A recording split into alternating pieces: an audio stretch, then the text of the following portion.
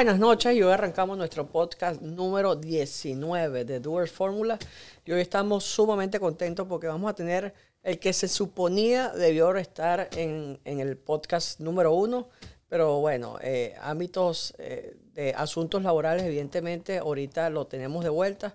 Estamos muy agradecidos. Yo creo que muchas personas van a ver este podcast porque es una persona que es bien reconocida no solamente en la ciudad de Orlando, sino también en todo el estado de Florida. Bienvenidos a nada más y nada menos que Juan Paradas a este podcast de Doers Fórmula. Bienvenido, Juan.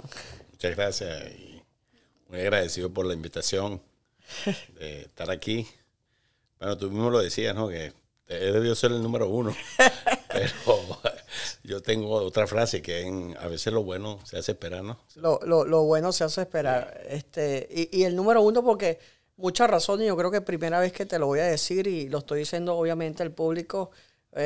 Una vez yo creo que tomé una clase contigo y hablaste mucho de las personas que hacen y no las personas que piensan. Y desde ahí creo que salió esta frase y gracias a eso creo que colocamos el nombre de Doers Fórmula. Juan, de verdad que te agradezco mucho porque costó mucho traerte para acá, pero gracias a Dios te tenemos presente. Yo creo que muchas personas en este momento van a disfrutar de esta entrevista, no solamente por el conocimiento que vamos a impartir, sino la frase, porque el que conoce a Juan, y el que conoce verdaderamente como amigo, conoce que Juan es una persona muy elocuente y que tiene una frase que yo creo que estoy completamente seguro muchas de las personas van a conocer. Pero cuéntame, ¿quién es Juan? ¿De dónde es Juan? ¿Dónde nace Juan? ¿Cómo llega a los Estados Unidos? Cuéntanos un poquito quién es Juan. Bueno, básicamente, ¿verdad? Soy venezolano de nacimiento, de corazón también, ¿verdad? Y obviamente uno, la tierra donde nace no puede negarla, ¿verdad? He vivido en los Estados Unidos más tiempo que lo que viví en Venezuela. Yo me vine a la edad de 20 años, impulsado por mi papá, ¿no? Y mi mamá.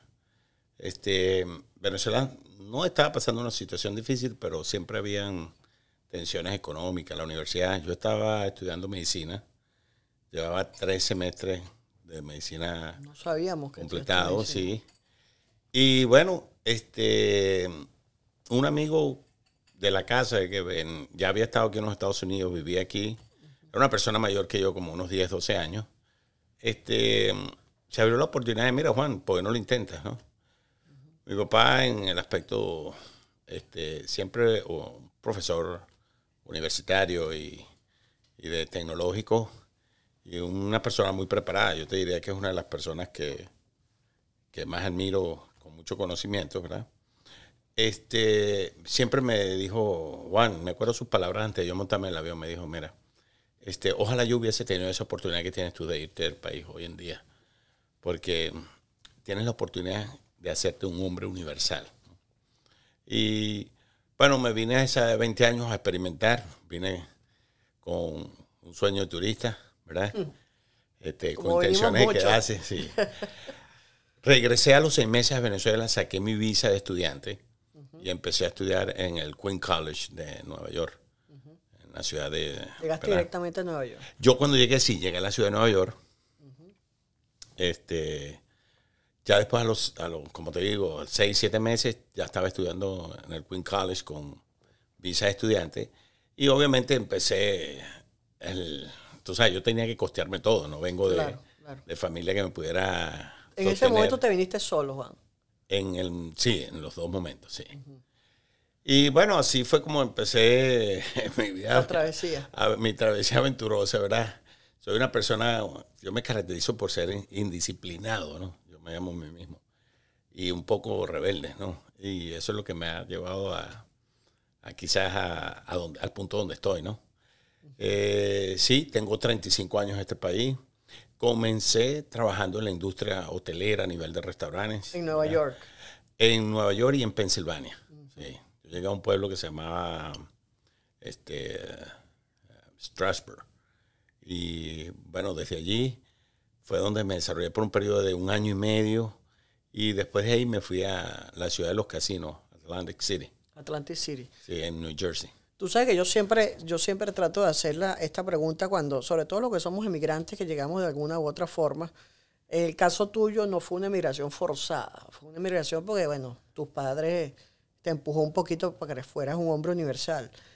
¿Cuál fue, en el momento que llegas aquí a estudiar, cuál fue ese primer trabajo en Pensilvania, en Nueva York? ¿Qué hiciste cuando llegaste aquí hace 35 años? Bueno, pienso que uno, bueno, cuando en ese momento ¿Sí te acuerdas? yo venía con yo venía con las aspiraciones que uno dice, bueno, que sea lavando baño, ¿no? Lo que sea. Saca la cuenta a $6 y cómo está el bolívar y dice, ya eso es bueno, ¿no? Y lo demás lo mando para la casa. Claro. ¿No? Porque también, o sea, somos una familia grande en mi casa, pues somos 8 hermanos. 8. Yo soy el mayor. No Entonces te podrás imaginar, yo me vine a los 20 años donde estaban todos los demás, ¿no? Que empecé trabajando en la industria de los resorts a largo tiempo, ¿no? Okay. De que venían las personas, se quedaban una semana o un fin de semana. No timeshare. No timeshare. Yo, eran hoteles de estos de estadía larga. Okay. Y yo empecé trabajando a nivel de restaurante. Yo era asistente del mesero. Okay. Obviamente yo no sabía nada, hablar inglés, ¿verdad?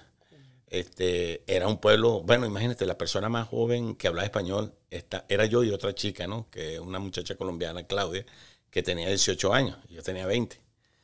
O sea, de habla hispana en esa zona, ¿no? Le estoy hablando cuando venezolanos no se veía mucho, pues, prácticamente. Claro. Y bueno, sí pienso que el factor oportunístico que brinda este país es excelente, ¿verdad? En el sentido de que es importante que tú sepas cuándo esas oportunidades aparecen y tomar la ventaja, ¿no? Porque siempre están ahí latentes.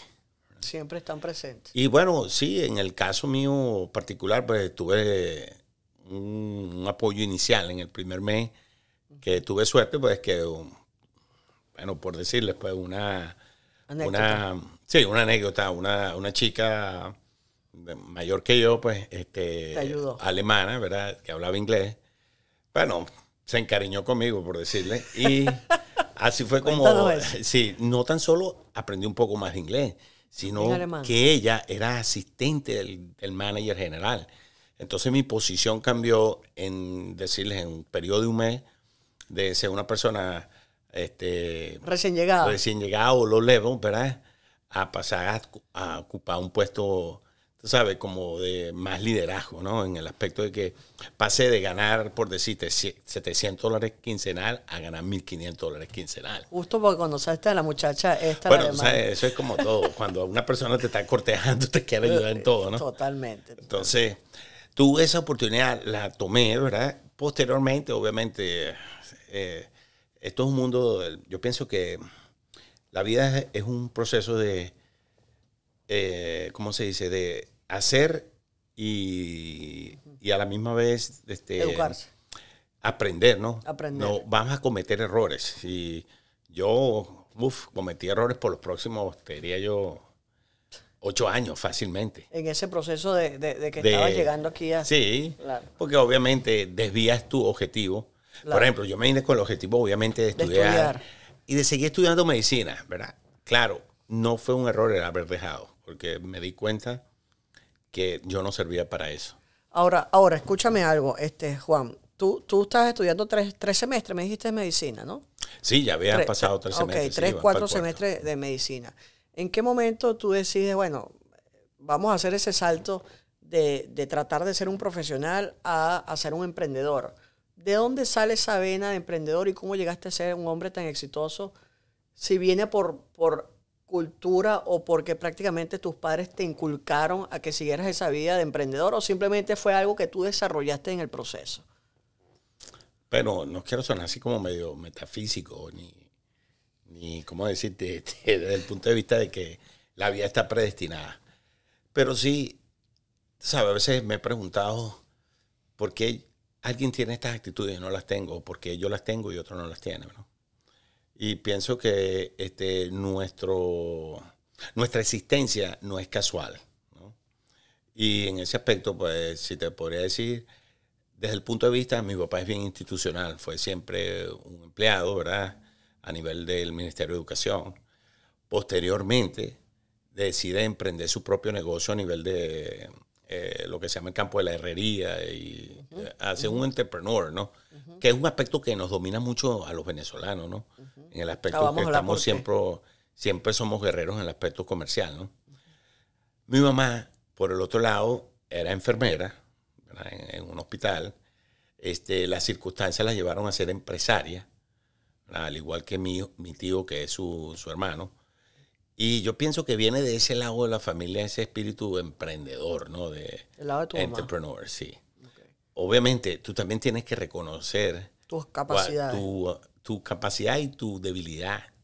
Y una de las cosas que yo siempre reconocí es que yo no podía, no es ser empleado, sino el hecho de que yo era libre de pensamiento y de acción. Y siempre, nunca me vi en una posición institucional, sino siempre me vi creador de esa fuerza. ¿En qué momento te das cuenta de eso? Llegas a los 20 años, conoces a la alemana Claudia, ¿te acordaste del nombre, por cierto? O sea, quiere decir que de verdad marcó un antes o después en el proceso de la emigración, Claudia. ¿En qué momento dices, yo no sirvo para ser empleado, yo lo que necesito es tratar de hacer de alguna u otra forma emprendedor? ¿Cómo te das cuenta de eso? Y si hubo alguien que te agarró de la mano en ese proceso y te dice, mire muchacho, mire mi hijo, usted está apto, tiene las habilidades, capacidades, inteligencia, accionar para salir de ese empleado emprendedor. ¿Cómo te das cuenta de eso? Bueno, es un proceso que va madurando en ti, ¿no? En mi caso particular, a la edad de 12 años tuve la primera experiencia en un mercado de venta de ropa. Un tío mío me llevó como para que le vigilaran mercancía y me di cuenta, yo creo que fue mi primera experiencia. Nunca experimenté como el ámbito de ser empleado, ¿no? Sino que esa fue mi primera experiencia. Me acuerdo, yo tenía como 12, 11 años. Ya después, obviamente, cuando entro al campo de trabajo, yo empecé trabajando con una compañía de seguro en Valencia a los 17 años como cobrador, ¿no? Cool. De seguro. Yo tenía mi carro y iba como cobrador seguro. Lo que me gustaba era que no estaba dentro de una oficina, sino que estaba todo el día en la calle. La calle. Sí. Entonces, eso alimentó mucho ese ámbito de la independencia, ¿no? Claro. Y que yo mismo establecía en mi horario de trabajo, siempre y cuando cumpliera con las metas que se requerían. Realmente, yo creo que desde muy temprano, cuando yo llego a este país, empiezo a trabajar, y entonces tú empiezas a ver que hay un sistema establecido, pero tú dices, pero si yo lo puedo hacer mejor. Y más rápido. Siempre tienes como que esa sed de que, man, I could do it better, I can twist this around. Obviamente la vida te demuestra después que tus ideas no son tan fáciles y no es tan... Entonces, pero siempre es como ese gusano que te dice, claro, take the risk. Entonces, eso yo te diría que es el factor más importante. Y todavía seguimos en Pensilvania, en ese proceso. O en Nueva York. Sí, no, ya yo siempre estaba dentro de mí. Obviamente tú tienes que muchas veces aceptar. No existe como que un momento exacto. No hay. No existe el momento perfecto. Yo le digo a las personas siempre, a todos los que, ¿verdad?, trato de coach y que son parte de las personas que están en mi círculo de influencia. Mira, no hay el momento perfecto. No existe. Tienes que arriesgarlo. Yo me acuerdo una vez, una anécdota que tengo, ¿no? Iba yo, primera vez, yo nunca, o sea, sí me ha montado un par de veces en bote, pero realmente yo nunca me he tirado al mar. Okay. Iba con una persona que más o menos sabía, ¿verdad?, que contraté para ir a buscar un bote. Y él me dijo, pero usted está seguro, usted sabe conocer el camino. Y yo le dije, no, hijo. Pero si Cristóbal Colón, sin GPS, llegó a América, ¿cómo nosotros no vamos a llegar a Tampa? Claro. ¿Verdad? Entonces, sí, es un riesgo. Y después que yo terminé de decir la frase, yo dije, Dios mío. ¿Cómo llegué? ¿Cómo? No, o sea, tú no sabes el problema que te estás echando encima, ¿no? Lanzarte al mar sin tener conocimiento, sino un empírico nada más de lo que estás haciendo. Pero así pienso yo que hasta cierto punto la vida nos compromete. Ha comprometido a muchas personas, ¿no? O sea, a los grandes avances en el mundo tecnológico, a nivel de ciencia, a nivel humanístico, a nivel de artes. Ha sido porque alguien se atrevió a romper ese molde de que simplemente quedarme con el status quo de conformismo. Entonces, en ese aspecto yo pienso que cada uno tenemos ese llamado. Me gusta esa frase, Juan, lo que acabas de decir, porque justamente es lo que significa The Doers Formula. Las personas que son los primeros que hacen y de ahí para adelante, obviamente, ya las personas empiezan a hacer el copy-paste. Yo no lo presenté al comienzo porque quise esperar un proceso para presentarlo. Evidentemente, Juan Parada es muy conocido en la ciudad de Orlando, en toda la Florida. Es una persona que tiene en este momento casi unos 420 agentes en el mundo del real estate. Ha pasado por la industria de la gastronomía, ha tenido múltiples restaurantes. Está también muy metido en la parte automotriz y en otros negocios que espero que Juan nos los cuente un poquito más adelante. Pero ¿en qué momento llegas a la Florida y de ahí para adelante te hice la pregunta antes y me gustaría volvértela a hacer? ¿Hubo alguien al que tú miraste y dices, me gustaría ser como esa persona o me gustaría emular de alguna u otra manera o simplemente te agarró de la mano, mira, vamos hacia adelante? ¿Hubo alguien o simplemente tú lograste en los primeros inicios hacerlo de manera individual, solo? Bueno, como te dije anteriormente, hay algo que en nuestra existencia que venimos cargados con ciertos conocimientos. Y yo tendría que culpar ese destino que tú escoges, ¿no? Pero que viene cargado de esa experiencia que trae, ¿no? Y eso fue lo que me pasó a mí. Realmente nunca vi a nadie, si les digo la verdad, o sea, nunca he tenido un mentor específico. Uh-huh. Sí he asistido a ciertos coaches de entrenamiento y les podría decir que, y siempre lo digo, si tienen la oportunidad, léanse el libro que se llama Despertando el Gigante Dentro de Mí, uh-huh, que es de Anthony Robbins. Uh-huh. Vayan a un seminario de él, porque verdaderamente yo tenía toda esta pasión y simplemente lo que hice fue reconfirmar todos mis presagios o todas mis, okay, tú sabes, todo eso que yo sentía. Pues, porque a veces yo que he asistido a esos seminarios, Tony tiene una capacidad, no sé, aparte, bueno, el psicólogo evidentemente de sacar toda esa fuerza que tiene uno por dentro. Pero en el caso tuyo, evidentemente, como dices tú, es algo metafísico. ¿Por qué pasa eso? Porque hay unas personas que nacen para ser emprendedores y hay otras personas que lamentablemente estuvimos fuera de cámara hablando de una cifra que la vamos a tocar más adelante. ¿Por qué hay esa dicotomía en la sociedad donde solamente un 20% puede ser apto para un 25% puede ser apto para esto? Bueno, es como dicen, ¿no? Alguien tiene que hacer la limpieza. Alguien tiene que ser líder. Alguien tiene que ser el que organiza. Entonces, realmente desde el punto de la conducta humana, ¿no? Hay unas estadísticas que aproximadamente el 25% de nosotros somos con una mentalidad entrepreneur y estamos dispuestos a tomar riesgos. Yo creo que ahí es donde se basa todo, ¿verdad? En la capacidad de riesgo que tú tengas y que has asimilado. Por ejemplo, yo siempre vi, tengo que mencionar a mi mamá, ¿verdad? Aquí en esto. Yo era el mayor y siempre vi a mi mamá echando para adelante con negocios, ¿no? Uh-huh. Empezó con residencias estudiantiles, después tenía una lavandería, hacía comida. O sea, siempre tú sabes cómo son las viejas de uno, ¿no? Echando para adelante, ¿no? Uh-huh. Y quizás todo eso me enseñó a que el riesgo es ese miedo, ¿verdad? Yo hablo siempre de dos fuerzas, ¿no? Así como existe la fuerza motriz de empujar, contraria a esa, con la misma intensidad, es la inercia, que es la que nos mantiene donde estamos, ¿verdad? Asimismo, existen dos fuerzas. Una es la fe y la otra es el miedo, ¿verdad? La fe es que la expectativa de que lo que tú pienses, lo que tú quieres que pase, va a suceder. La convicción de ¿verdad? Sí. Mientras que el miedo viene a ser la fuerza que tiene la misma intensidad, pero que te dice no lo hagas, el safe side. Y entonces eso es lo que nos diferencia, diría yo, a los entrepreneurs de las personas que toman la posición de cumplir el rol, ¿verdad? Porque vamos a estar claros, yo conozco muchas personas a nivel institucional que son súper exitosas, millonarios, hasta con más wealth que muchas personas que simplemente se asumen el riesgo. Uh-huh. Sin embargo, ¿verdad? Siempre está en el same mode de ser el empleado, ¿no? Claro, claro. O el director de una institución, etcétera. Y nada mal con eso. No, nada mal. Además ¿verdad? que son necesarios. Sí, necesarios por dentro de la supuesto. sociedad. En el momento, y ya tocando un poquito, ya entrando en el proceso, ya estamos aquí, emigraste, ya hablamos un poquito de ese riesgo y de ese miedo que tuviste que atravesar. Llegamos aquí al estado de la Florida. Aparte del mundo del real estate que tú estás ahorita, evidentemente muy conocido aquí en la ciudad de Orlando, tú te atravesaste a través de otros tipos de industrias antes.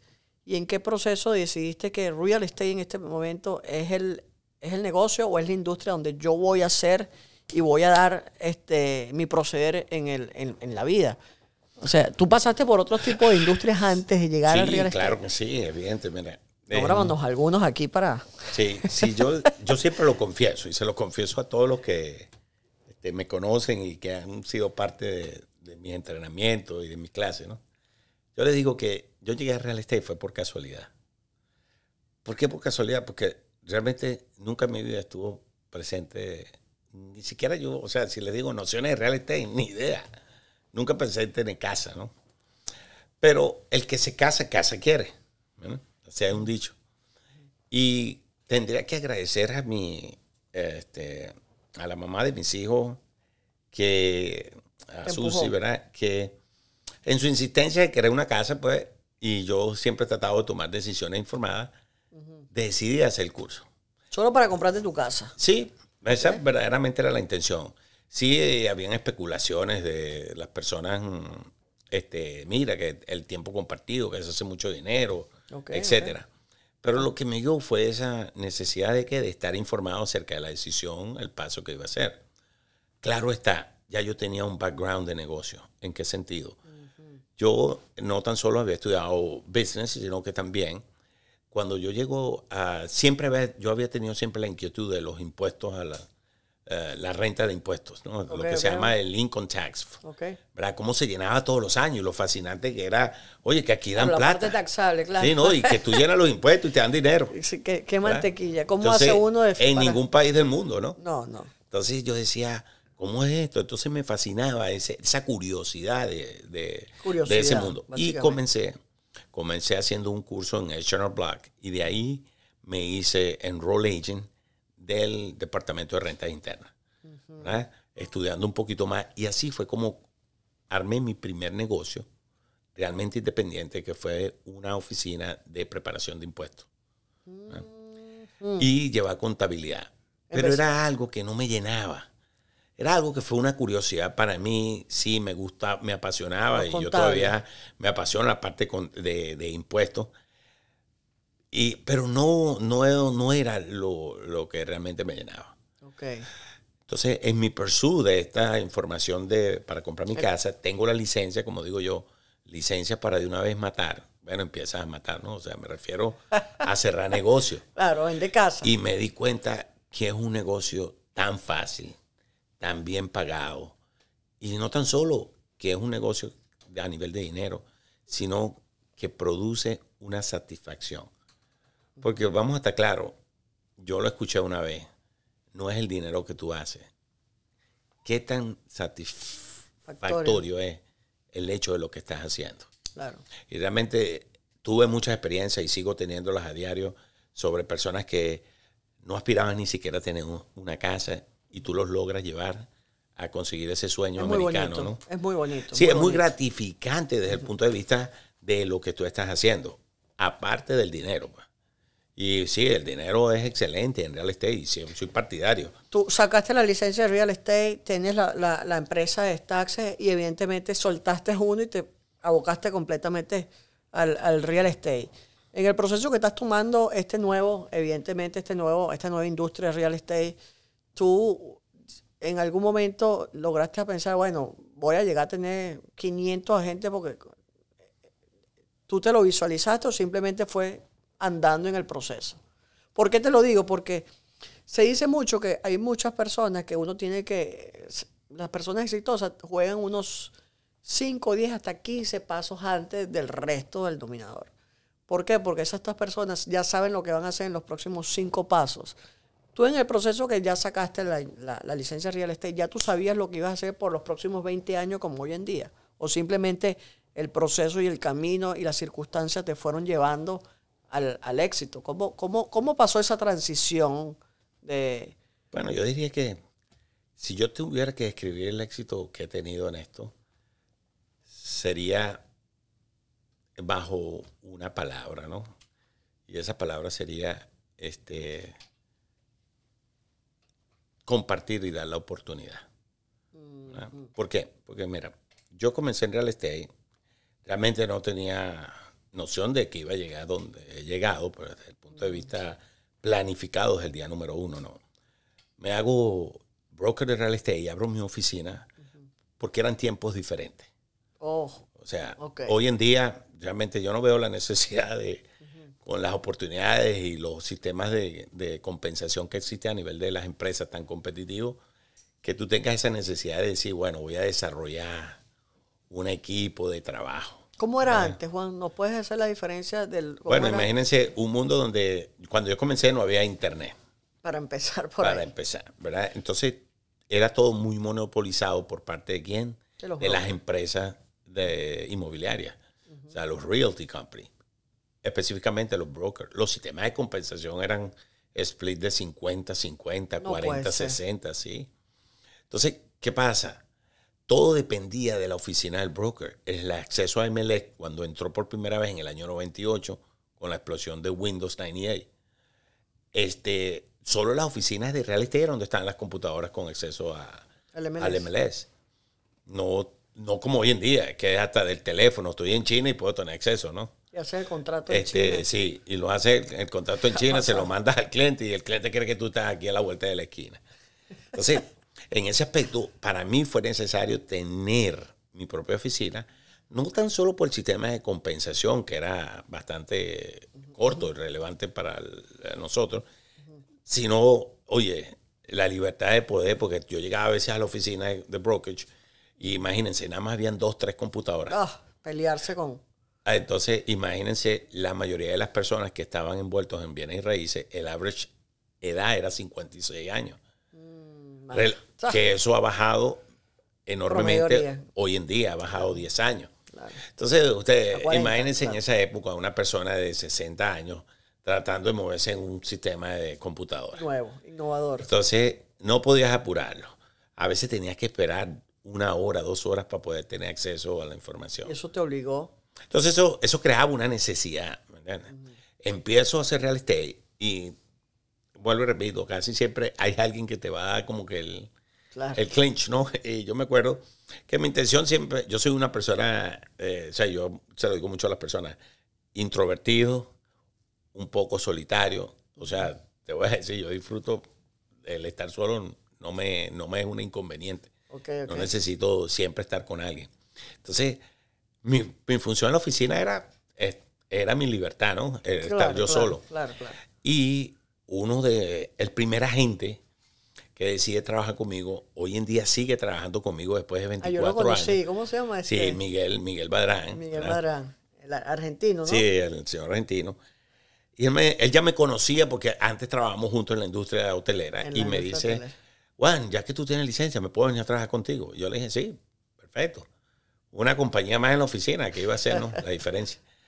Y así fue como él le recomendó a 2 personas más. Y así ¿verdad? Y bueno, yo verdaderamente, si algo que yo podría decir que he conquistado es el hecho de que yo nunca le he dicho a nadie que venga a trabajar conmigo, que siempre ha sido el servicio de la referencia. O sea, el referido es el verdadero éxito de cualquier negocio y el gran poder que todos en cualquier negocio tenemos que entender. O sea, los 350, casi 400 agentes que tienen en este momento, tú puedes decir el tupé hoy en día que no has reclutado a ninguno, y es verdad. Bueno, puedo no tan solo decirlo, sino que puedo hasta retar a cualquiera de ellos a que mencionen cuando yo les hablé de venirse a trabajar en mi compañía o ¿cómo se dice? Incentivarlos a que trabajaran conmigo. Súper interesante. Vamos a seguir. Yo tengo una ronda de preguntas aquí. Obviamente muchas de las preguntas las hablamos en cámaras, pero te las tengo que volver a repetir. Estamos ahorita en un mercado de real estate que evidentemente, más allá de ser un mercado o ser una industria muy bonificante en el punto de vista de monetario, pero también satisfactorio desde el punto de vista emocional porque estamos entregando un hogar a muchas familias, estamos ayudando en el proceso. Pero se dice mucho y se habla que solamente el 10 o el 20% de los realtors pueden alcanzar los primeros 2 años. Y tú mismo lo dijiste que son estadísticas simplemente de la Asociación Nacional de Realtors. ¿Por qué está pasando esta coyuntura y esta separación profesional cuando decimos que solamente el 20% es exitoso? Tú nos puedes hablar un poquito de esta estadística y por qué está ocurriendo y seguirá ocurriendo por los restos de los días. Bueno, en mi experiencia, ¿verdad?, en esta industria, siempre me intrigó esa realidad, ¿no? De que por qué en los primeros 2 años el 80% de las personas que sacan la licencia fracasan en el negocio y terminan abandonando el negocio. Es porque tenemos que entender que este negocio no es de ventas. Nosotros tenemos un producto que es una necesidad en sí. O sea, cuando tú hablas de real estate, es una necesidad. No es un want, como dicen en inglés, ¿no? No es un querer. Por ejemplo, yo en estos momentos tengo un reloj. Comprarme otro es un querer. Okay. Porque realmente hasta con el teléfono ni siquiera necesito ya relojes, ¿no? Totalmente. Sí. Pero la necesidad de tener un techo donde resguardarte, ¿verdad? La necesidad de poder decir, bueno, necesito un ingreso pasivo a nivel de inversión, ¿verdad? No son un want. Son, como les acabo de decir, son una necesidad. Entonces, partiendo de ese punto de vista, muchos entran en la industria pensando en la revolución de venta. Vienen con una mentalidad de empleado. Un self-employed, por decirlo. Recuerden, ¿qué es un self-employed? Una persona que demostró no conformarse con el pago por salario, sino que va a depender de mi esfuerzo total. Pero no entiende todavía la psicología de lo que es ser dueño de una empresa. Y ser dueño de empresa es lo más difícil que hay a nivel de desarrollo, a nivel del ambiente de trabajo. Porque yo siempre digo, no, cuando yo era empleado era muy fácil. Yo me acuerdo que yo llegaba a las 4 de la tarde, me enchufaba en el trabajo. Yo tenía una serie de un job description que tenía que seguir. Y a las 12 de la noche, que se acababa mi shift, yo me desenchufaba y me iba para mi casa. Yo no tenía que estar pensando qué iba a pasar, quién iba a cerrar el negocio, si mañana venía el fumigador, si el suplidor de comida venía, si quién iba a limpiar, nada de eso, ¿verdad? Ese es el empleado. Entonces, el entrepreneur no. El entrepreneur tiene que medir cada una de las circunstancias y no tan solo. Adaptarse a los cambios. Recuérdate, hoy estamos en un mundo tan competitivo y donde imagínense, la tecnología cambia. El hombre en los años 70 revolucionó con la edad de la información 2000 años de historia. El hombre del año 70 al año 80 avanzó más de lo que había avanzado en 2500 años. Del año 70 al año 90, ¿verdad?, duplicamos ese avance. Del año 90 al año 2010 lo hemos cuadruplicado. Recuerden, el año 90 ni siquiera, el año 90 fue la primera evolución del celular, ¿no? Sí. Que eran aquellos bloques. Hoy en día, imagínense, ahorita tenemos un celular que casi nos dice, nos da el heart rate, como se dice. Claro, algoritmo, todo lo que necesitamos. Entonces, yo pienso que el gran diferencia es que, como les decía en un principio, el 25% de las personas nacen con una naturalidad de independencia a nivel de riesgo de entrepreneurs. Por eso es que no evolucionan dentro del mercado, no solamente en el mercado real estate, sino en cualquier ámbito de poder avanzar. ¿Tú crees con firmemente eso? Que el emprendedor, porque recuerden que nace, no se hace. Sí se hace. ¿Se puede hacer, sí, entonces? Claro que se puede hacer. Okay. Yo pienso que cada una de las cosas se pueden hacer. No hay nada que el hombre... hay personas, por ejemplo, hay excepciones, los genios, por supuesto. Sí, claro. Y para que ustedes vean, los genios no son los que manejan el mundo. ni son los presidentes del mundo. Lo digo porque en un proceso ahorita, que me lo acabaste de decir, hay muchas personas que evidentemente tienen unas capacidades, unas actitudes, unas habilidades de emprender, de salir adelante, no de vender, sino de emprender. Pero hay otras con el acceso a la información, que tú también lo acabas de mencionar. Ese acceso a información y a conocimiento te permite conocer, a educarte, pero en el otro lado también avanzar. ¿Tú crees que pudiese haber una similitud de que ese 20% o 25% entrepreneur lo podamos llevar en el tiempo a un 35, un 40, un 50% y ser par a par? Ahorita tú le preguntas a un muchacho, mira, ¿qué quiere ser? Y prácticamente no quiere estudiar, no quiere universidad, simplemente quiere ser su propio jefe. ¿Tú crees que también estamos como coartando o presionando a que todo el mundo sean emprendedores? No, o sea, no todo el mundo puede ser emprendedor, porque entonces se desbalancea lo que se llama el equilibrio de un sistema, ¿verdad? O sea, en una empresa hay un regente, un director, ¿verdad? Un manager al que se recibe, hay 3 o 4 supervisores y hay 10,000 empleados. 10,000 empleados. ¿Verdad? No puede ser al contrario, ¿verdad?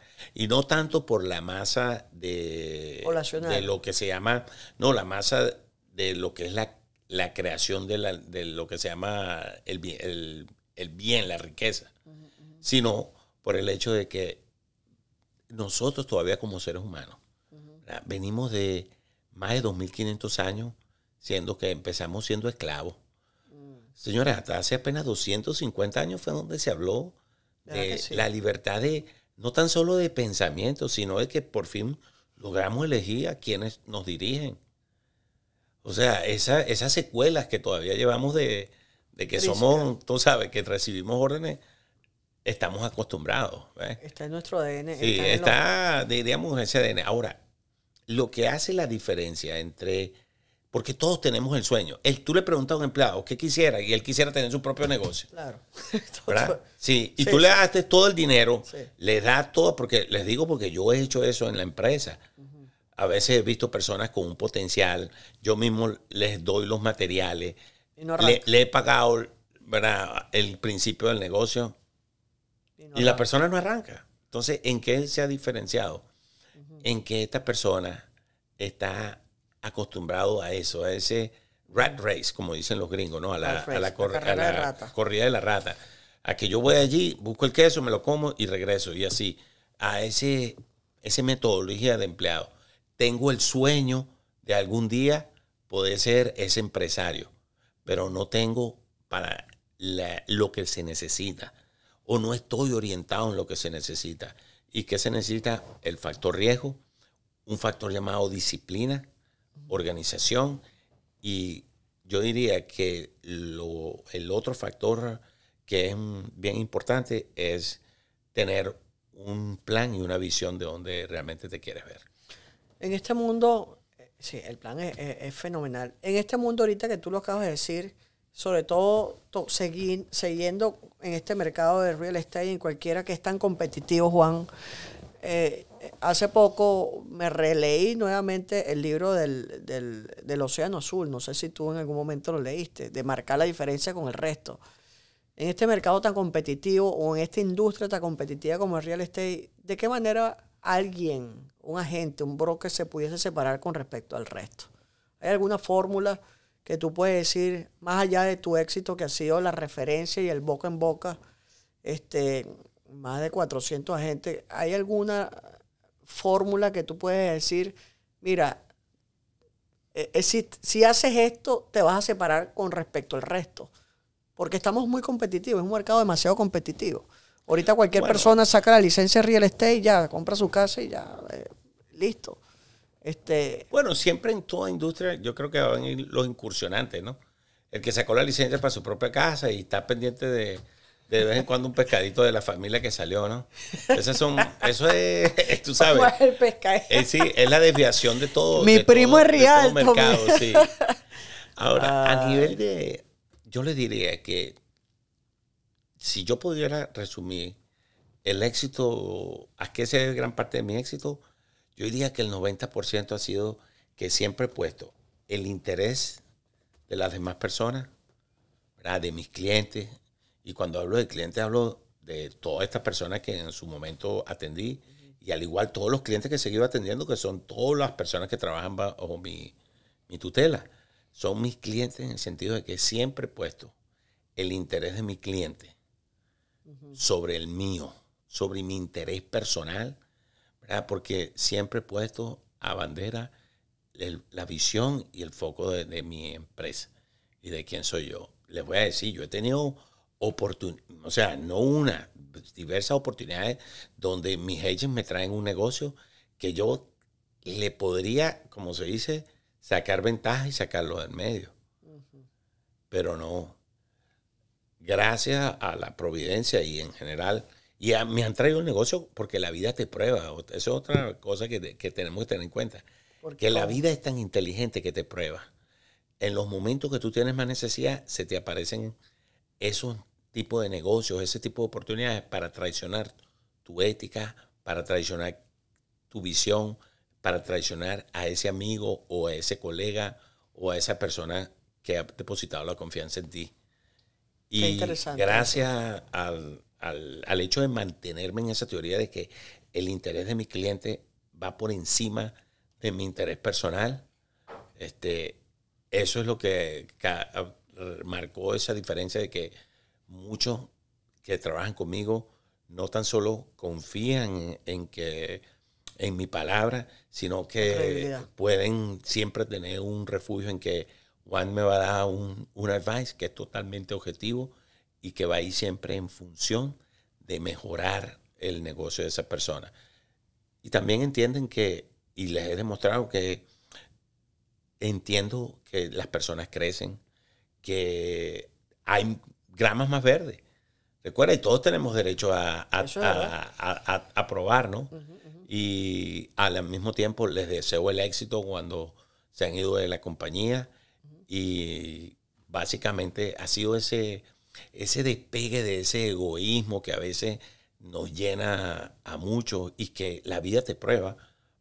Evidente que tienes que saber manejar esas emociones. Esas aguas. Sí, porque, vuelvo y te repito, la vida te lo va a probar. ¿Tú crees que existe algún ciclo en el real estate? ¿Tú crees que existe algún ciclo donde, bueno, sacas la licencia, 2, 3 años, superaste esos 2 años, fuiste exitoso, después pasas... yo como siempre digo, el real estate tiene casi 5, 7 tentáculos. Está el que vende propiedades, el que compra propiedades, está el Lindy, está el multifamily, está el que flipea. ¿Tú crees que existe algún proceso, algún ciclo que con tu experiencia cumpla el agente? Abre la oficina, se convierte en broker. ¿Existe algún ciclo como decir, bueno, nada, vas al colegio, preschool, high school, vas a la universidad, ¿existe algún proceso el cual un agente dentro del mundo de bienes raíces debe cumplir o generalmente lo cumple?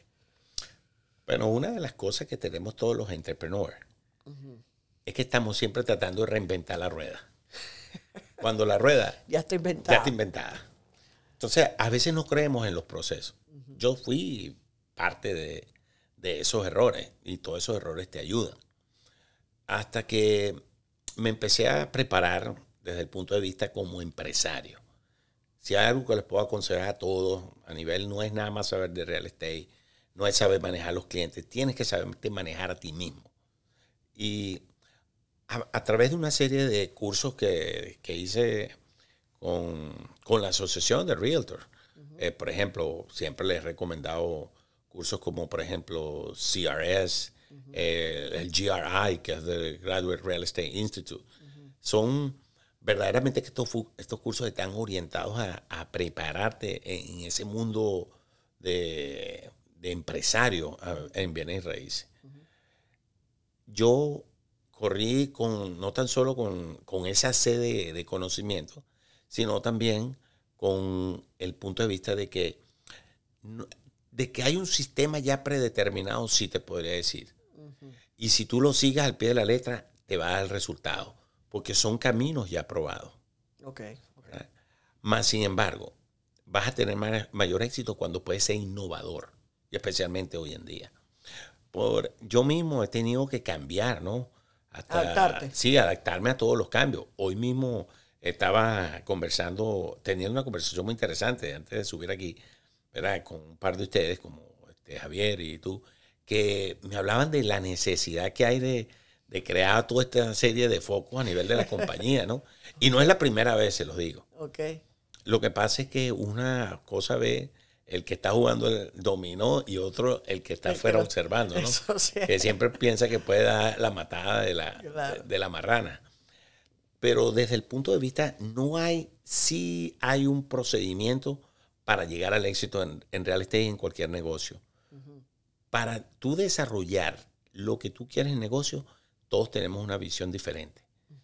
Y sí, soy creyente de que lo que tú imaginas, lo que tú piensas, ¿verdad?, puede suceder. Porque todo lo que existe hoy día en el mundo ha sido y ha venido por la invención del hombre.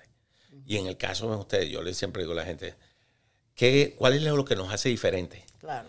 Tú lo tienes muy bien establecido ahí. The doers and the don'ts, ¿verdad? Sí. Los que no lo hacen. O los thinkers. ¿Cuántas veces, sí, los thinkers, cuántas veces tú no has pensado? Yo me acuerdo, mira, yo en mi pasión de esta cuestión de dental, ¿no? De que quererme cepillar y todo lo demás, yo dije, oye, se me ocurrió la idea, ¿no? De la facilidad, ¿no? De un bolígrafo que yo destapara así y entonces tuviera un cepillo dental que saliera así, una cabeza de cepillo. Y en la parte de abajo, todavía lo tengo, esa idea, ¿no? Tiene un botón y entonces por los pelillos del cepillo sale la crema dental y te puedas cepillar, ¿no? Y después terminaba y lo colocabas en tu chaqueta como un bolígrafo, ¿no? Todavía tengo esa idea, ¿no? Pero ¿qué pasa? La idea está ahí. Claro. La idea está ahí. Yo ahorita mismo se la estoy dando a otro. El que decida ponerla en papel, irse a hacer la investigación, realizar el viaje a China, ¿verdad? Donde le van a hacer productos más baratos. Total. Mi hermano, seguro se convierte en millonario. Y la idea, ¿cuántas veces nosotros no hemos visto una idea que hemos pensado y la realizó otro y tú dices, carajo? Todos los días. Sí. Todos los días. Todos los días. Todos los días. En un momento que nosotros estábamos en una de las oficinas, y yo creo que fue una de mis primeras transacciones, y eso es una anécdota, que mi primera transacción, el primer contrato, yo estaba en Chicago, estaba en el hotel, y me aceptaron la oferta verbal, y después tenía que hacer la oferta, es lo que es la innovación, ¿no? La información, y yo hice la oferta de Chicago con el teléfono Juan creo que se estaba bañando, iba para una fiesta y me la dijo, me ayudó en el proceso. Entonces, en ese momento yo me volví casi obsesionado por la información, porque una vez que yo estaba en contrato, esa persona me quiso agredir, de hecho me agredió emocionalmente. Y una de las cosas que me volvió mucho más agresivo fue el conocimiento, porque el conocimiento me dio la confianza y la confianza evidentemente me dio mucho más agresividad en el proceso de las negociaciones.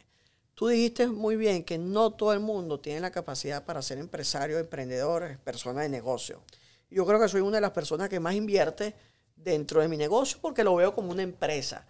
Si tú pudieses tabular monetariamente a esa persona que está empezando hoy en cualquier ámbito, ¿no? Real estate, seguro, lo que sea, pero vamos a hablar solamente de real estate.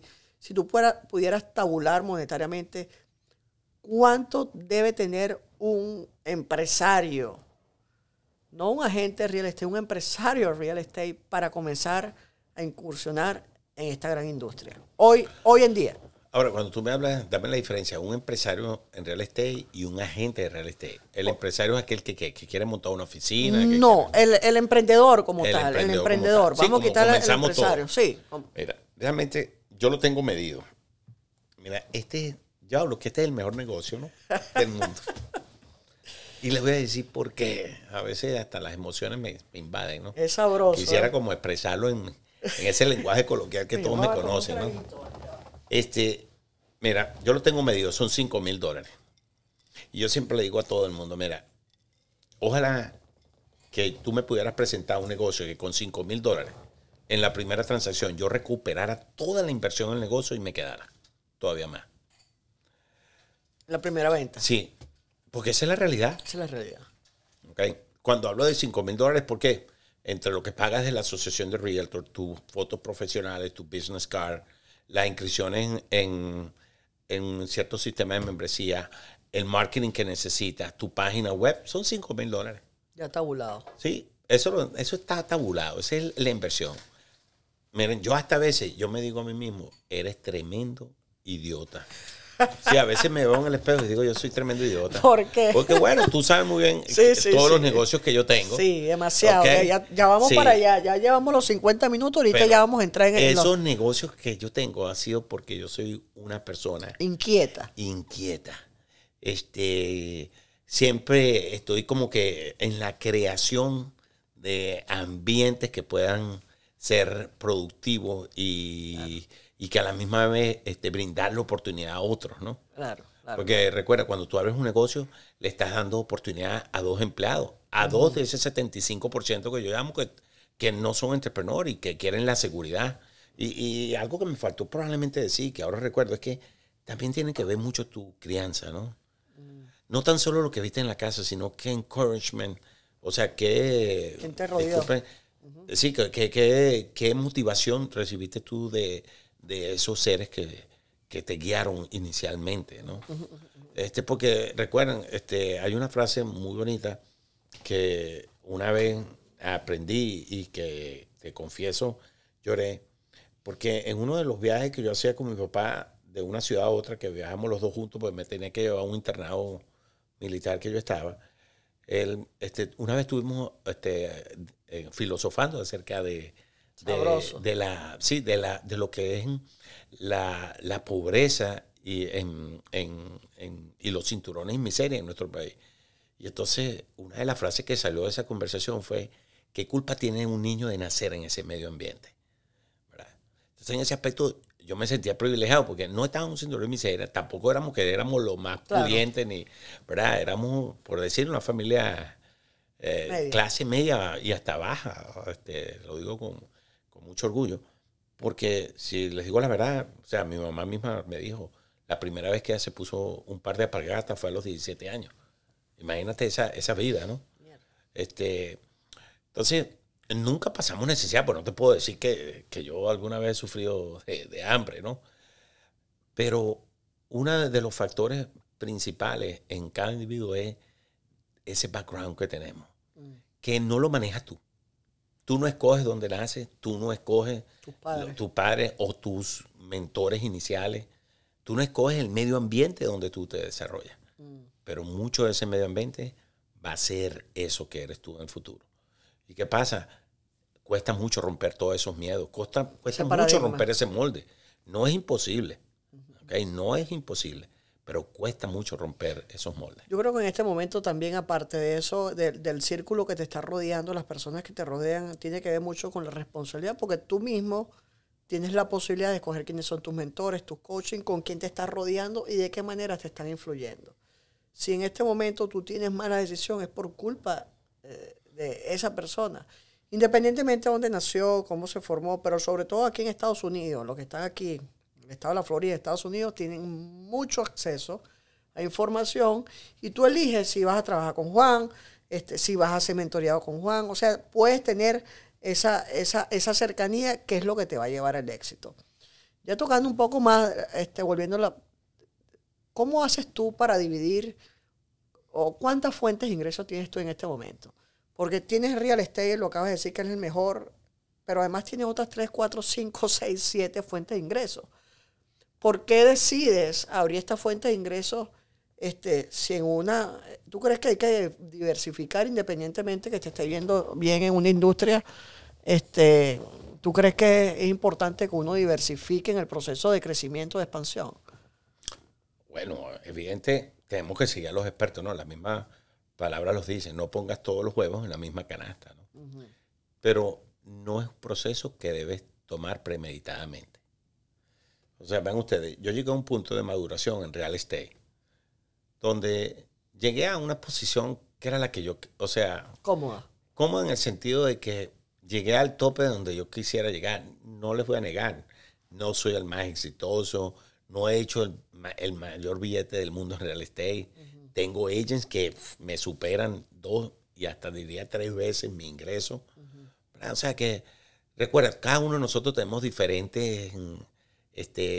yo no diría objetivos, sino diferentes formas de llegar a lo que aspiramos en nuestra vida. Éxito. Una vez que real estate se convirtió en un sistema. ¿Qué es un sistema? Un sistema es cuando pasas a la tercera tabulante, como habla Sí. ¿verdad? Kiyosaki, y todo Kiyosaki, y todo esto es un tercer cuadrante de la fórmula de riqueza. Sí, el tercer cuadrante es cuando tú tienes un sistema que trabaja para ti. Has creado y donde ese sistema está en trabajo y estés tú o no estés, ese sistema continúa. Entonces, esa parte me fascinó y es lo que he tratado de hacer nosotros. ¿Te convertiste en inversionista? Sí, o sea, no inversionista, todavía no he llegado. Es el cuarto cuadrante, no. ¿Se has llegado? No, te lo juro que no. No, hermano, no, por favor. Por verdadero, claro, o sea, ¿para qué le voy a meter mentira? Ya estás en el cuarto del inversionista, ¿no? No. El cuarto es cuando ya tu dinero empieza a trabajar para ti, ¿verdad? Y todavía no he llegado a ese nivel. Son 2 sistemas que realmente sí están manejándose. Y vuelvo y repito, no debe brincar de uno a otro sin tener uno en completo dominio, ¿verdad? Y a mí la parte de real estate, que nunca fui un vendedor, porque vamos a estar claros, nunca fui un vendedor, fui más un asesor y después encontré una pasión en el campo de real estate que fue, o sea, la gente no tan solo confiaba en mí, sino que se me hacía muy fácil la transmisión de la información. Entonces entré en el campo de la enseñanza, del coach y de ser, por decir, mentor, ¿no? Que es otro rol. Entonces eso llevó al desarrollo del negocio que tengo en real estate. Claro. Una vez que ese negocio ya estaba rodando y caminando, que obviamente tienes que seguir pasándole la manito, como cuando uno tira una rueda de bicicleta cuando estaba niño. Yo me acuerdo que ponerla a rodar era lo más difícil, pero ya después que estaba rodando era echarle un empujoncito nada más, ¿verdad? Exacto. Entonces ahí es cuando tú dices, obviamente tienes que aplicar los principios financieros, que es que no todos tus huevos pueden estar en la misma cesta. Entonces, claro, hay unos que diversan en real estate a inversiones, cosas que yo no hice, ¿verdad? Otro, diversificamos ¿cómo? En otros negocios. Otro tipo de negocio. ¿Verdad? Y ese es el espíritu aventurero. ¿Qué otro negocio pudiese decir? No los secretos, lo que la gente ya obviamente conoce. Bueno, por lo general siempre me gusta simplemente hablar de uno solo a la misma vez, ¿no? Pero sí, muchos me conocen. Tengo, por ejemplo, 2 talleres. Uno de mecánica en general, los cuales los invito. Un servicio integral y profesional. Tengo otro que es de lo que se llama la tonería y pintura o body shop, ¿verdad? Body shop. Reparación de collision, ¿verdad? Claro. Y tengo, bueno, siempre la parte de la comida, no sé, nunca ha sido la dejas, fascinante, nunca la he dejado. ¿Te gusta tener restaurante? Sí, y de verdaderamente es el mismo error, ¿no? Todo el tiempo. Es como el tipo que se casa 2 o 3 veces y sigue queriendo casarse. Pero te ha ido bien, han sido buenos negocios. A mí me consta que ha sido buenos negocios. Recuérdense que una cosa es el que está viendo el partido y otra cosa es el que lo está jugando, ¿no? No te voy a decir que no han sido satisfactorios los negocios en ese aspecto, pero tampoco podría negar que no han sido la expectativa que yo he tenido. Pero sé dónde está el fracaso.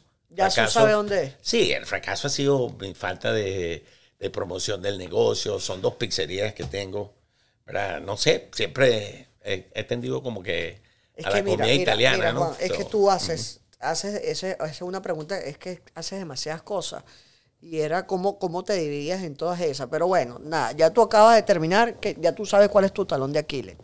55 o 58 minutos de la entrevista, ya tocando un poquito más, y te lo quiero hacer un poco bien. ¿En qué momento hemos hablado mucho éxito, emprendimiento? Obviamente eres un empresario ya reconocido, ya comprobado además. Has pasado, te has equivocado. Ya tú me acabas de decir ahorita cuál ha sido tu talón de Aquiles, sobre todo en el mundo de restaurantes. Todavía parece ser que, más allá de que tú sabes cuál ha sido tu gol, y ese cuadrante, el tercer cuadrante, donde el flujo de dinero prácticamente está solo, pero todavía tienes hambre, todavía pareciera que sigues o quieres seguir avanzando.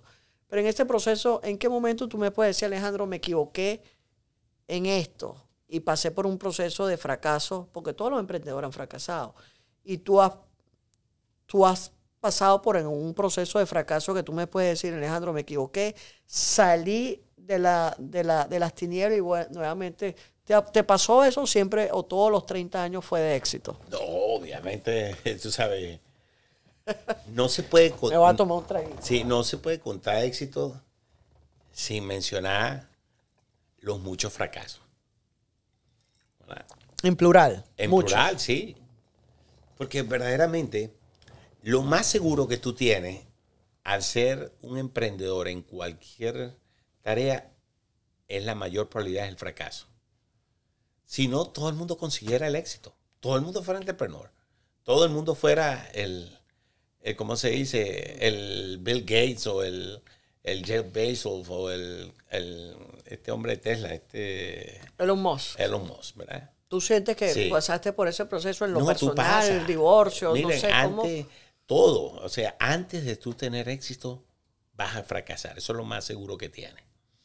¿Qué pasó? Mira, el más reciente fracaso mío fue en el año 2014, donde por mis actitudes de riesgo y a veces estos sueños de querer como crecer rápido y hasta por ayudar a otros, también no me di bien la facultad de riesgo.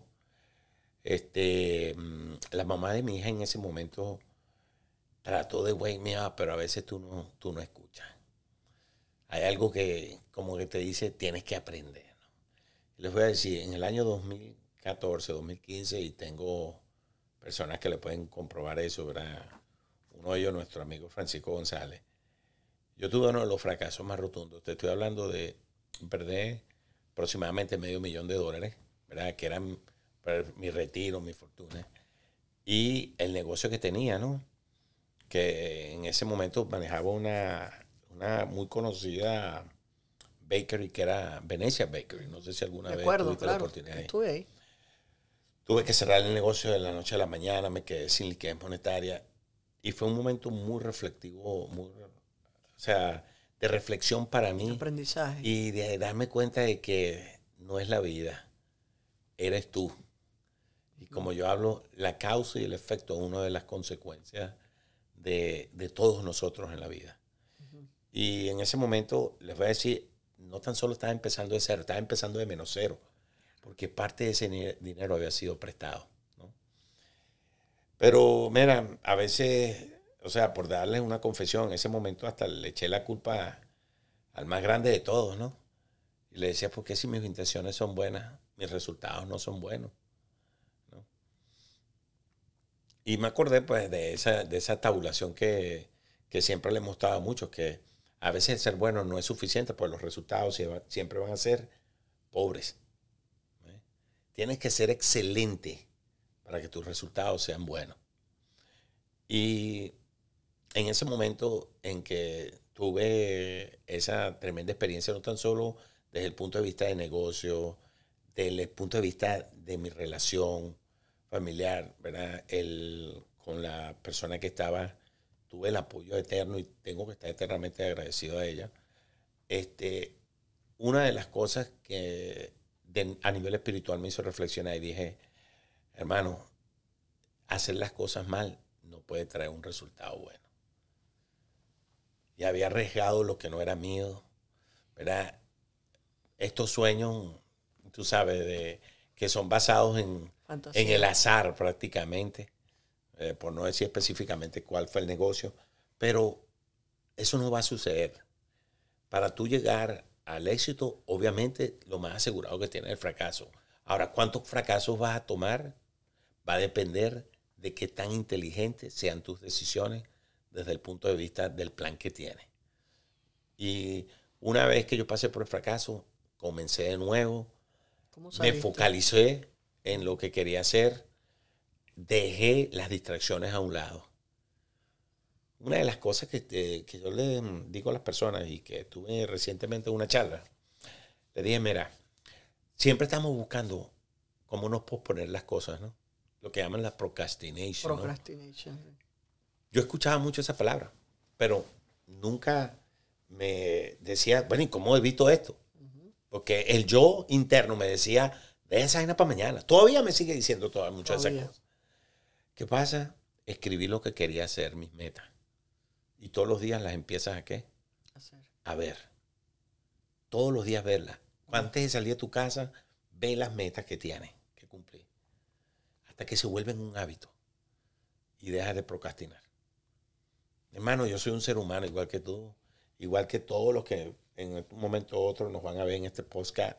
¿Verdad? Empleados, no empleados, personas que están comenzando en la industria. Mira, realmente si algo les puedo decir es, revisa tus metas todos los días hasta que se vuelvan tu oración, hasta que se vuelvan el día a día tuyo, un hábito. Que y el hábito hace el monje. El hábito hace el monje. Sí. En ese proceso de salir, uno siempre trata de buscar, cuando hemos pasado por el fracaso, una, dos o hasta 3 personas de un grupo de apoyo. Tú tuviste a alguien que verga, vamos para adelante, brother. O sea, confía en ti. Bueno, como le dije, una de mis parejas fue un apoyo vital. La mamá de mi hija fue un apoyo vital, ¿no? O sea, tendría que... el éxito mío se debió a esa creencia que ella siempre tuvo en mí, ¿no? Y que sigue teniendo. La otra persona, en el camino, conocí a una persona mayor, ¿verdad? Una señora, la cual en los últimos, diría yo, 5 o 6 años, siempre me ha dado como que esa chispa de que, mira, Juan, revisa bien tu plan antes de realizarlo. Increíble. Entonces te da esa pauta. Esa pauta. Y hay otro imaginario que yo tengo. El asesor imaginario. Sí, ese asesor imaginario es tu otro yo, ¿no? Que siempre yo digo, mi abuelo me dijo esto, o fulanito me dijo esto, ¿eh? ¿Qué religión tienes tú, Juan? ¿Eres católico? ¿Cómo tú te pudieses predominar? Nosotros hemos hablado muchas veces en restaurantes, para no decir, con esas bebidas espirituosas, y tú filosofas mucho con el tema de la Biblia y todo eso, pero nunca te he preguntado qué religión, o sea. Bueno, realmente, mira, resulta que nosotros realmente no la escogemos, sino que llega un momento para escogerla, ¿no? Yo tengo, mi religión es la herencia que realmente mi madre me entregó y que gracias a Dios todavía está viva, y es lo que nos entregan todas las madres. A veces es un padre el que nos las entrega, depende de cuál sea el devoto, ¿no?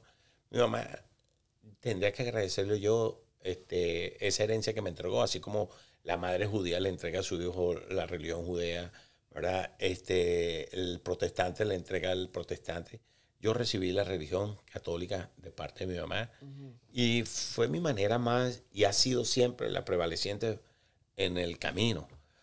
No digo que ninguna de ellas tiene específicamente la razón. Veo la religión más bien como que a uno nos gusta el merengue, a otros la salsa, a otros la música clásica. Pero es ¿no? música. Sí. La parte de que digamos metafísica también fue dictada por mi mamá, porque mi mamá sufrió un trauma fuerte cuando mi hermana mayor murió, muy joven. Mi mamá tenía 43, 44 años, mi hermana 22 años y murió de un accidente de tránsito. Entonces, eso fue devastador, ¿no? Y la única forma que ella consiguió parte de lidiar con esa pena, ¿no? Lo que se llama el luto, ¿verdad? Fue leyendo unos libros de Connie Méndez, que era una escritora venezolana de metafísica, etc. Mi papá también me dio parte de la filosofía. Leí un libro muy bonito que era pequeñito, como unas 50 páginas, se llama Principios de Filosofía, ¿no? Ahorita no me acuerdo del autor.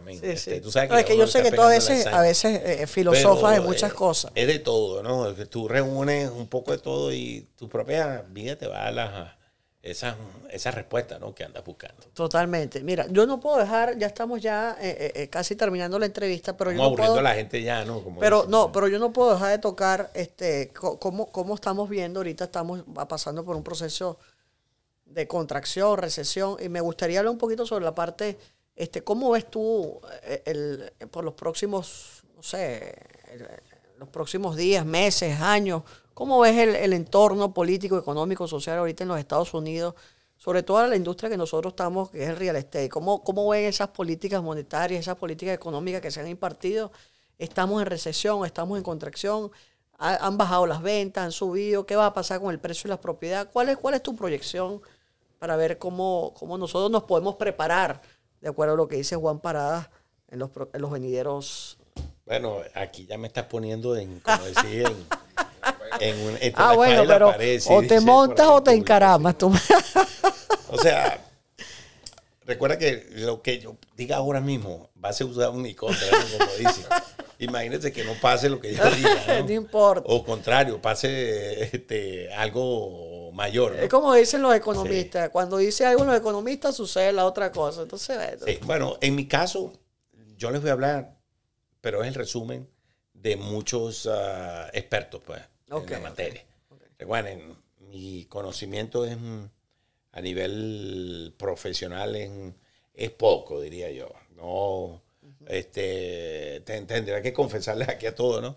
Para que tú veas, no tengo título universitario, ¿no? Claro. Soy igual como diría Bill Gates, nunca lo usaría, me dieron un memorándum después, ¿no? Sí.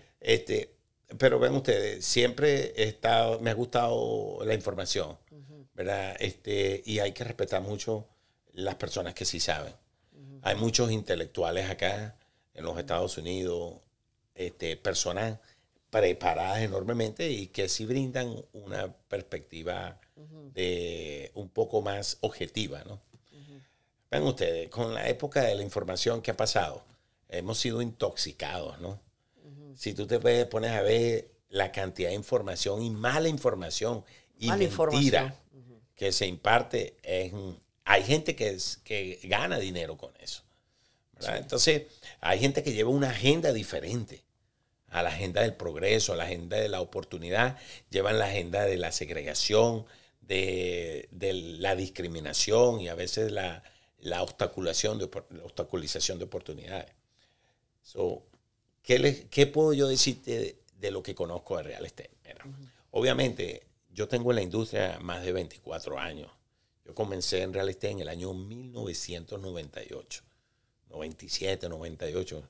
A veces no quiero sacar la fecha realmente para no acordarme, ¿no? Estaba yo muy pequeño. Pero, ¿qué te podría decir?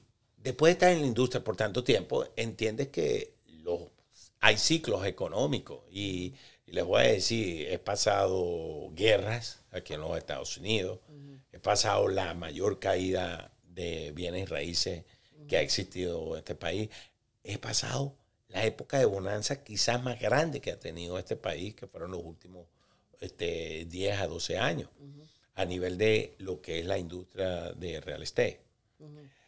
Se especula mucho, pero les digo algo, dejen de estar escuchando toda esta fanaticada de personas que están profesando siempre el mal. Me refiero a la mala noticia, el que esta persona y la crítica, ¿no? Los economistas al principio del año 2022 pronosticaban una recesión que entraba en el año 2023 para mediados del mes de mayo y junio. Y contrario a eso, ¿verdad? El país hoy en día, Goldman Sachs y sus asesores económicos, la probabilidad de una recesión es solo del 15% para el año 2024. O sea, de un 100% de probabilidad, 15%. Claro. El Moody Factor, ¿verdad? Que es uno de los analistas más importantes a nivel de acciones de la moneda, habla de los mismos porcentajes. Pero si te vas a un website que lleva una política diferente a la que está rigiendo actualmente en los Estados Unidos, te hablan qué es lo peor, el peor fracaso, esta administración no sirve, etcétera, ¿verdad? Con esto no quiero directamente centrarme en un aspecto de qué partido o qué tendencia tiene, pero sí tenemos que entender, mira, el real estate, una de sus naturalezas y características económicas es que es de naturaleza local.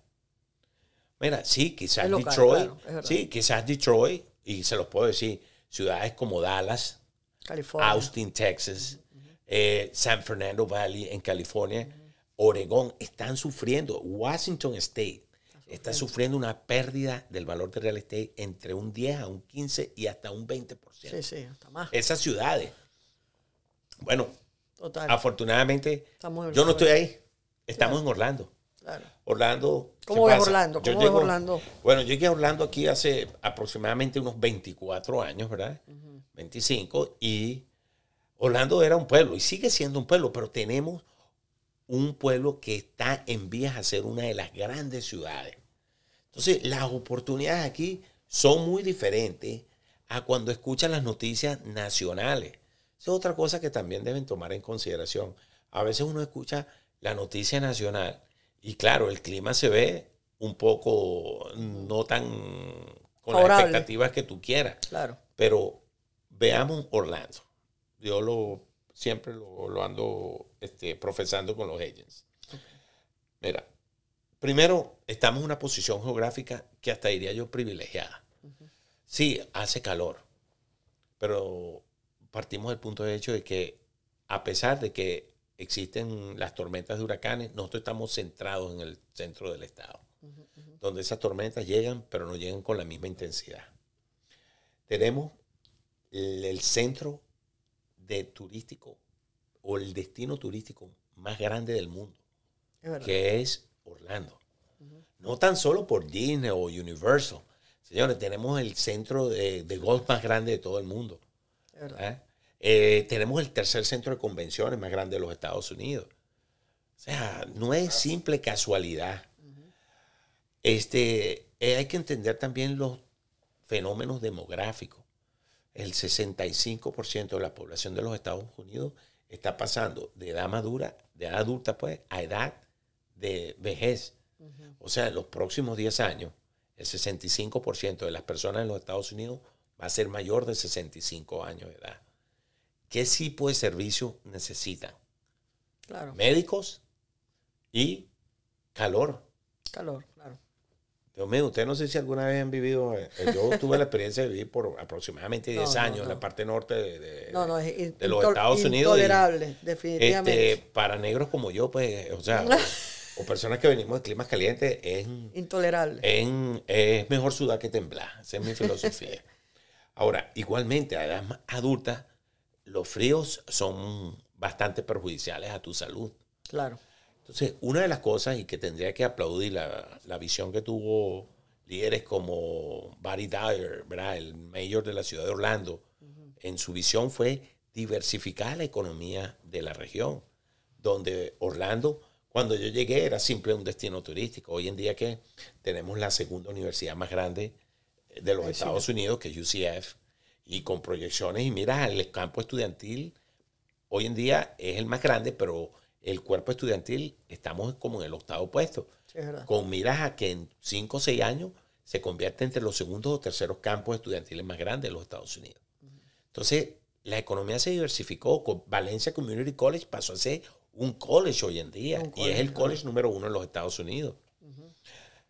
¿Qué más tenemos en ventaja? La NASA está a la vuelta de la esquina. Por no decir esa economía que es la del futuro, ¿no? Claro. Y no es el futuro lejos.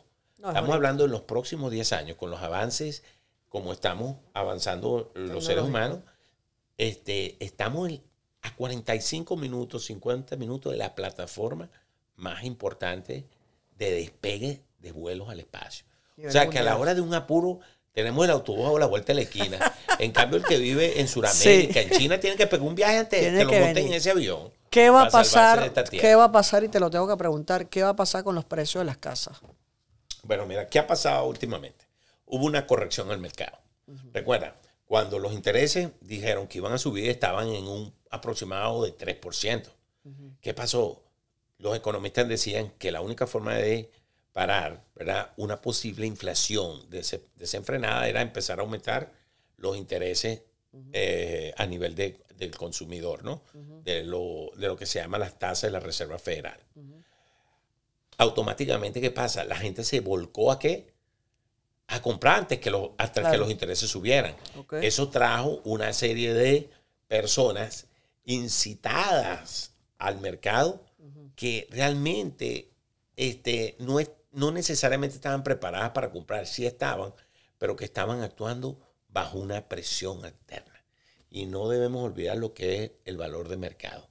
El valor de mercado, según Freddie Mac y Fannie Mae estándar, es compradores que estén informados y que actúen prudentemente. Entonces, ¿qué pasó? En el año 21 al 22, donde se produjeron todas estas anomalías, en noviembre del año 2022 comienzan a haber las correcciones, donde como los intereses ya habían subido a un 6.5%, esa desesperación, esa no prudencia por comprar bajó hoy y a lo que ha recurrido que el mercado hiciera esa corrección, que es donde estamos hoy en día 9 meses después. Lo que estamos corrigiendo ahorita. No estamos en recesión, sino estamos entrando por un proceso de corrección. No, de corrección definitivamente aquí en Orlando, Orlando, ¿cuándo termina Florida. ese proceso de corrección? Mira, yo, basado en mis expectativas y en mi estudio y lo que he escuchado de los analistas, realmente los intereses no van a bajar. No van a bajar. Hasta por lo menos 3 años. Okay. Y esa corrección de bajar no la ven menor de un 5 a 4,5%. ¿Qué pasa? Y ya para terminar mi pregunta, para darle oportunidad a los que están ahorita. Hay personas que están aquí escuchando la entrevista de Juan y vamos a dar la oportunidad a uno o dos para que haga las preguntas pertinentes. ¿En qué momento, ya me dijiste que va a durar 3 años el proceso de las tasas de interés, pero en qué momento termina la corrección? ¿Qué está pasando con las personas que no puedan calificar los niveles de inventario? ¿Qué pasa con estas personas que no califican? Porque si los intereses están altos y las propiedades están altas, intereses altos, propiedades altas, ¿qué pasa con estas personas? No compran, se van a rentar. ¿Qué solución? ¿Una ayuda del gobierno para bajar las tasas de interés? ¿Qué es lo que tú ves? No, mira, se estima, ¿verdad? Los economistas estiman que el crecimiento de los Estados Unidos programado para el año 2024 gira entre 1.5 a 2%. ¿Verdad? O sea, ¿qué quiere decir? Que cualquier crecimiento va a ser moderado. ¿Verdad? Más sin embargo, vean ustedes, la economía de los Estados Unidos, todas esas moderaciones han girado por el orden del 2 al 3%. 2 a 3%. Sí. Sí. O sea que hablar de un 1.5 son expectativas bastante reales y no disruptivas del mercado. Vamos a entrar en un año de elecciones también. Por fin, a partir de este año, en agosto, te voy a hacer empezaron a entrar todas esas políticas de infraestructura que ya habían sido aprobadas en el Congreso. Hasta ahora es que empiezan a entrar todo ese paquete de económico que fue implementado hace un año y fue pasado en el Congreso. O sea que realmente cuando algo pasa, los remedios no se ven inmediatamente. Recuerden, eso lleva un procedimiento y un presupuesto a ser establecido. Ahorita mismo con la lucha que se tiene en el Congreso acerca de la aprobación de este nuevo presupuesto de este año, es donde vienen todas esas medidas. Entonces no olvidemos que... ¿Qué aparte de esto, cómo ves el próximo año viene un proceso de elecciones presidenciales? ¿Cómo tú ves esa próxima elección? ¿Tú crees que pudiese afectar el entorno económico, lo que ya estamos viviendo? ¿Tú crees que esta última administración ha sido lo suficientemente, más allá que la Reserva Federal es autónoma, tú crees que ha sido lo suficientemente, ha dado en el objetivo desde el punto de vista económico? Y el próximo año, ¿cómo tú crees, si vienen unas nuevas, cómo va a seguir la misma administración? Porque ya vemos que el presidente Biden se va a volver a elegir. ¿Qué tú crees que puede pasar en vísperas de estas elecciones? ¿Las personas van a esperar que vengan estas elecciones para tomar una decisión desde el punto de vista económico, o simplemente la gente se va a abocar a seguir invirtiendo? Porque en la Florida todavía seguimos invirtiendo, más allá de todo lo que está pasando. Tenemos que tomar en consideración, el mercado real estate es local, ya lo dije. Es local aquí en la Florida. Si tú te pones a escuchar o a seguir la política del país, obviamente dirías, mejor espero. ¿Verdad? Cuando en realidad los vientos aquí suenan a que debes seguir. Estamos en una ciudad que está en pleno crecimiento. Las proyecciones de aquí al año 2030 es 700,000 nuevos habitantes en esta área. O sea, recuerden que aquí comenzó una bola de nieve a rodar ya hace unos 10 años atrás. Ya la bola de nieve creció, llegó a su peak, por decirle. Ahora, eso no quiere decir que la bola de nieve se para. ¿Se acuerdan? Cuando la bola de nieve para pararse tiene que perder todo este peso que lleva. Que se están reuniendo en Orlando, condiciones muy favorables desde el punto de vista de que hay 3 fenómenos económicos, ¿verdad? Y Alejandro, tú que estudiaste economía, lo sabes. Lo que pasa es que en las universidades te enseñan la teoría, ¿verdad?, presente, no la práctica. Lo que pasa es que el caso mío sí he estado en la práctica. Sí, pero las economías, si tú la entiendes, son la conducta de las personas. Claro. Cuando nosotros entendemos que hay un clima próspero y esperamos eso, ¿qué hacemos? Invertimos, gastamos, ¿verdad? Nos damos la oportunidad de excursionar y decir, bueno, voy a aventurar en esto, o mami, es el momento de tomar las vacaciones.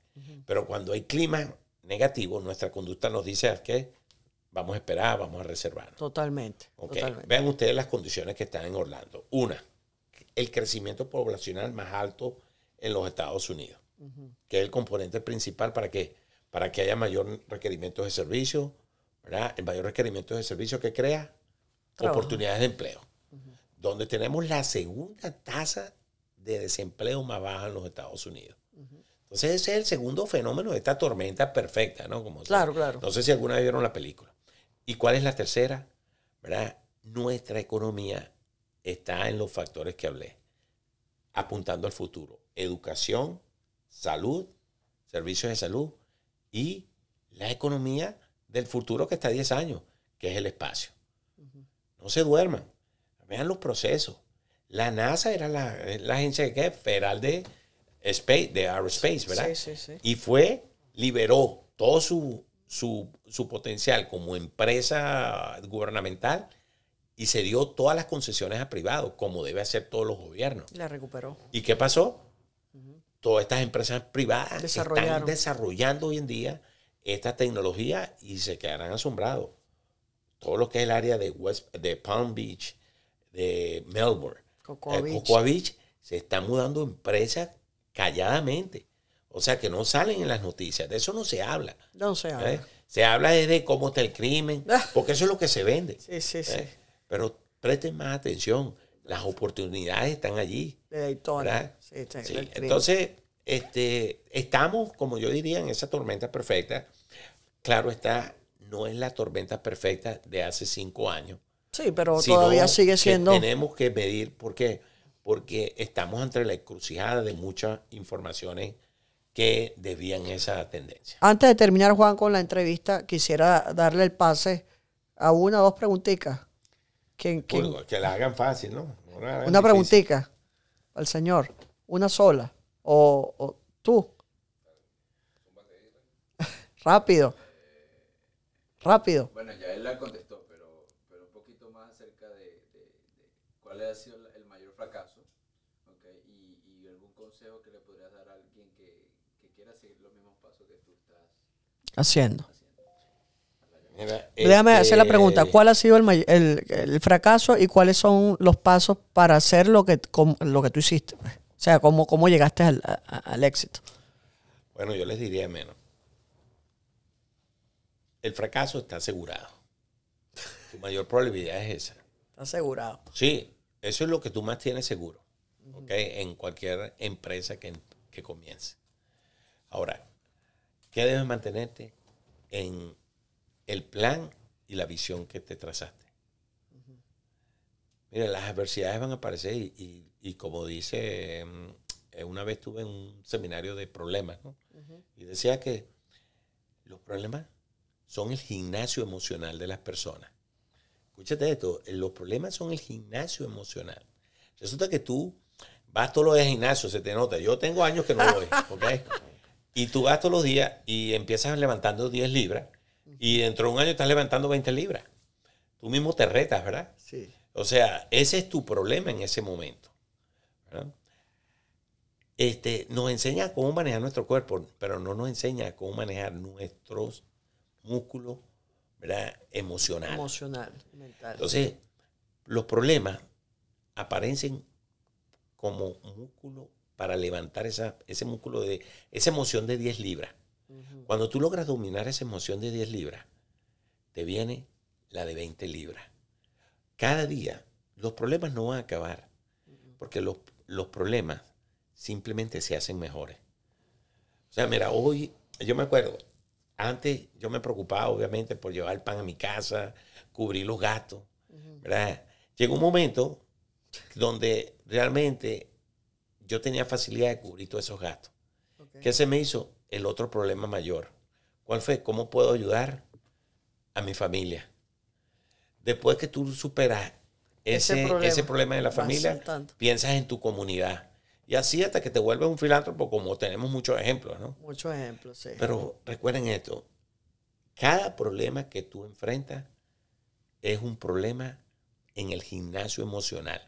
Y a medida que empiezas a dominar esos problemas, el rechazo, el fracaso y aprender de él, que estás creciendo ese músculo emocional. Y se basa en el principio ese, ¿no? El gimnasta, o sea, el levantador de pesas va con la función de build ese cuerpo, ¿no? De ese pecho, ese pectoral, esos abdominales, ¿verdad? Él tiene una visión, él tiene un plan, sí, ¿verdad? En el tuyo, en el de control de esas emociones, en enfrentar los problemas emocionales que se te van a presentar de fracaso, de desilusión, de rechazo en el negocio, de que no te salgan las cosas exactamente como las planeaste, de que a veces no consigas que el cliente gane esa oferta o que el cliente te montó cacho con alguien más. Todo eso son la autoevaluación que tienes que tener para hacer que una vez que dominas ese problema, el músculo emocional va agarrando ¿qué? Fuerza. Mayor fuerza. Ese sería mi consejo. Pues, me gustó eso mucho porque con eso yo creo que podemos dejar, no sé si hay otra pregunta, no hay más preguntas. De verdad, Juan, te agradezco profundamente que hayas venido y que te hayas tomado tu tiempo. Yo creo que ha sido uno de los podcasts más largos. Y no solamente el más largo, es el que hemos terminado, ya son casi las 12 de la noche. Agradezco profundamente que hayas venido. No se olvide de seguirnos en todas las plataformas en Instagram de Dual Fórmula. Vamos a dejar aquí el link. Y no se olviden, por favor, de compartirlo con alguien, que yo estoy completamente seguro que esa persona va a agarrar y va a recibir mucha información que le puede ayudar. A lo mejor usted no le puede ayudar, pero a esa persona estoy completamente seguro que le va a ayudar. Y vamos a despedirnos, Juan, déjanos una frase para una persona que esté llegando ahorita, inmigrante, sobre todo venezolano, que tú eres venezolano, para que agarre fuerza. Déjanos un mensaje y con esto despedimos la entrevista.